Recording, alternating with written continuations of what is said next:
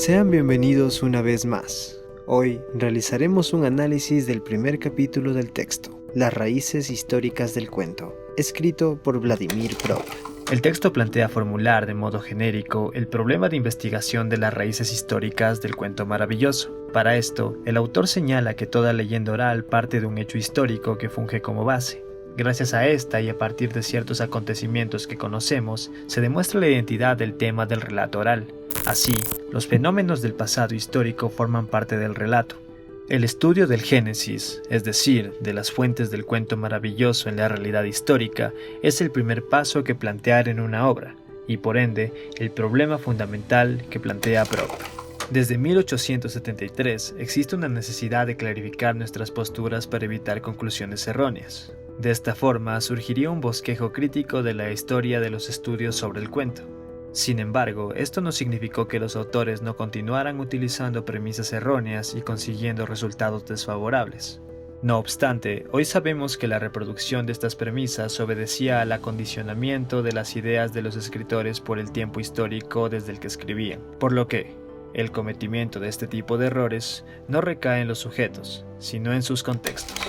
Para analizar al cuento, es necesario limitar su estudio al análisis de los cuentos maravillosos, es decir, de aquellos cuya premisa esté basada en una serie específica de acontecimientos, tales como el camino que realiza el protagonista en su búsqueda por poseer algo, vencer a su contraparte o volver a su tierra como un héroe. Estas acciones son las que fundan la base que respetarán todos los cuentos maravillosos o de hadas. Así, estos relatos pueden ser distinguidos de otros y estudiados en sí mismos, pues el cuento maravilloso constituye un todo, donde todos sus temas se hallan ligados y condicionados, de tal forma que estos pueden ser estudiados en una recíproca conexión con los demás. Sabemos que el cuento maravilloso surgió bajo formas de producción previas al capitalismo e incluso al feudalismo. Entonces podemos deducir que el origen del cuento maravilloso no está en consonancia con la base económica a partir de la cual surgió. De esto obtenemos la premisa de que el cuento maravilloso debe ser confrontado con la realidad histórica del pasado y en ella deben buscarse sus raíces.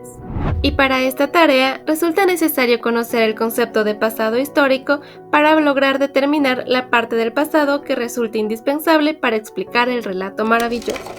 El relato maravilloso surge a partir de una base económica y hay que examinar qué formas de producción se reflejan en él. Lo que importa es saber bajo qué régimen social fueron creados.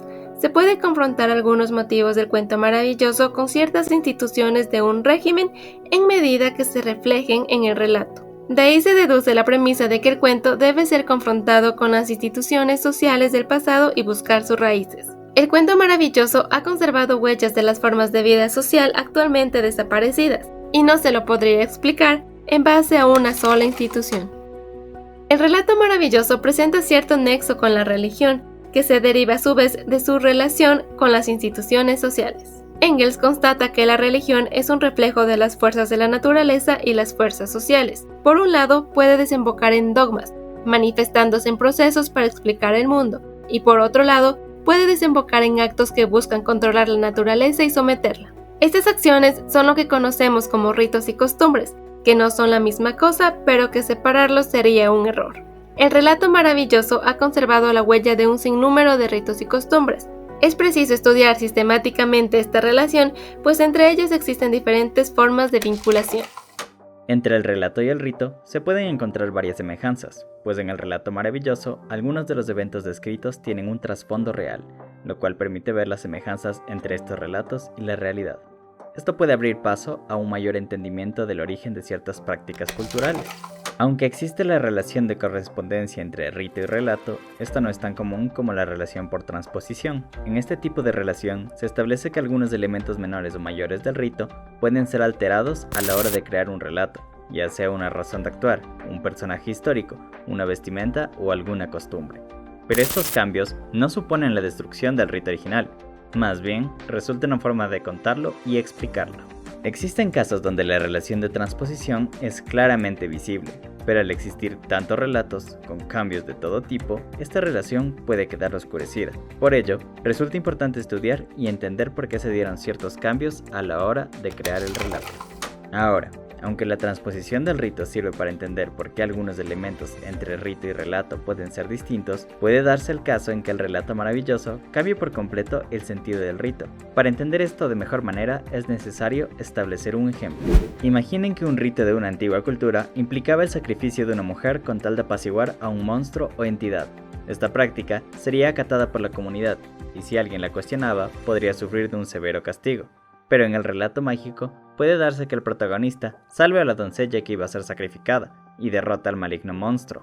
Sus acciones, en lugar de ser castigadas, son premiadas, y es entonces cuando sucede la inversión del rito, o lo que también podría entenderse como una antítesis al planteamiento original.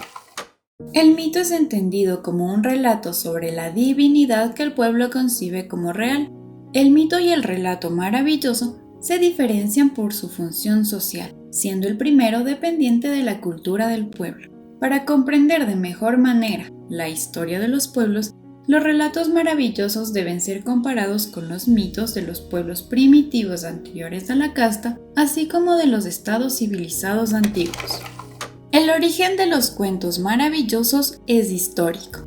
El mito es un producto de una mentalidad primitiva que da forma a los deseos o acciones frente a un objeto. Esta mentalidad se manifiesta en actos, organizaciones, lenguas y costumbres que a su vez dan apertura a la génesis del relato maravilloso.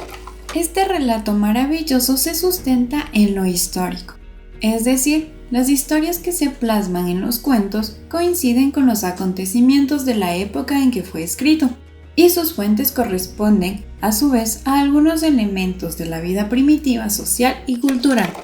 Han existido delimitaciones dentro del análisis de material de un cuento. El folclore es internacional y por ello puede que el folclorista esté en una situación de desventaja. Sin embargo, es importante que amplíe su ámbito de investigación. Se debe aprovechar todo el material sobre las culturas, aunque sea imposible dominarlo del todo. Existe una reiteración del material folclórico con una ley. Todo el material se divide en un material que exige una explicación y otro que propone una explicación. Si la ley del folclorista es correcta, será válida a pesar de no tomar en cuenta todos estos materiales. Sin embargo, para que ésta sea correcta, desde el problema debe ser planteado correctamente, pues solo un método exacto da a una solución exacta.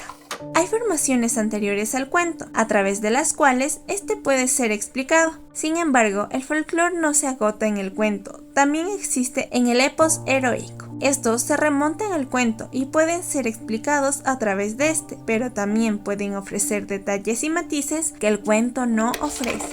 El relato maravilloso ha absorbido algunos elementos de la vida primitiva social, mismos que se han convertido en sus fuentes. Sin embargo, al cuestionarse más acerca de la génesis del relato maravilloso, el autor señala que este estudio es demasiado amplio y para concluir acota que este relato es internacional y por ende sus motivos también lo son. Para cerrar, cabe mencionar que hay muchas cosas importantes a la hora de estudiar los cuentos, relatos, ritos y mitos, como su génesis, su trasfondo cultural, sus implicaciones, su relación con otras variantes narrativas y los errores que pueden darse a la hora de analizar el mismo. Por ello, el texto de Pope se convierte en una herramienta que ayuda a comprender de mejor manera las características de distintos tipos de narraciones.